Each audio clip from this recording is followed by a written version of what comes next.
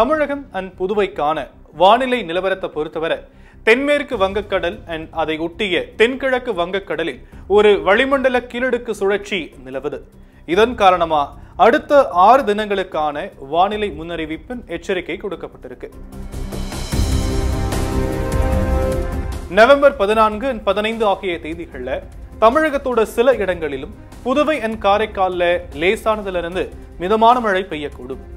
November 16ஆம் தேதி தஞ்சாவூர், திருவாரூர், நாகப்பட்டினம், மயிலாடுதுறை மாவட்டங்களோட சில இடங்களிலும் காரைக்காலிலும் கனமழை பெய்ய வாய்ப்பு இருக்கு. நவம்பர் 17ஆம் தேதி தஞ்சாவூர், திருவாரூர், நாகப்பட்டினம், மயிலாடுதுறை, கடலூர், கள்ளக்குறிச்சி, விழுப்புரம், செங்கல்பட்டு, சென்னை, திருவள்ளூர், காஞ்சிபுரம் மாவட்டங்களோட சில இடங்களிலும் புதுவை அண்ட் காரைக்காலில் கனமழைக்கு வாய்ப்பு இருக்கு. நவம்பர் 18ஆம் தேதி தமிழகத்தோட சில இடங்களிலும் புதுவை அண்ட் காரைக்கால்ல லேசானது முதல் மிதமான மழை பெய்யக்கூடும் என சொல்லப்பட்டிருக்கு. நவம்பர் 19ஆம் தேதி தமிழகத்தோட அநேக இடங்கள் புதுவை அண்ட் காரைக்கால்ல லேசானதிலிருந்து மிதமான மழைக்கு வாய்ப்பு இருக்கு. சென்னையின் புறநகர பகுதிகளை பொறுத்தவரைக்கும் 14ஆம் தேதி வானம் ஓரளவு மேகமூட்டத்துடன் காணப்படும். நகரின் சில பகுதிகளில் லேசான மழைக்கு வாய்ப்பு இருக்கு.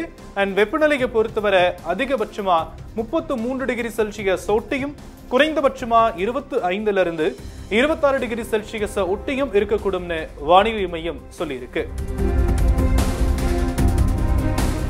மீனவர்களுக்கான எச்சரிக்கையை பொறுத்தவரை நவம்பர் 17ஆம் தேதி வரை தமிழக கடலோர பகுதிகளில் சூறாவளி காற்று மணிக்கு 45 கிலோமீட்டர் வேகத்துல வீசக்கூடும் என்பதால இந்த பகுதிகளுக்கு மீனவர்கள் செல்ல வேண்டாம்னு அறிவுறுத்தப்படுறாங்க.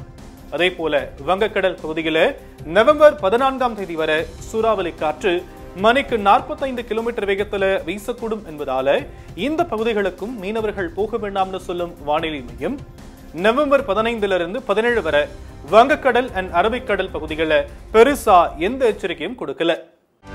செய்திகளை உடனுக்குடனும் துல்லியமாகவும் தெரிந்து கொள்ள சப்ஸ்கிரைப் பண்ணுங்க.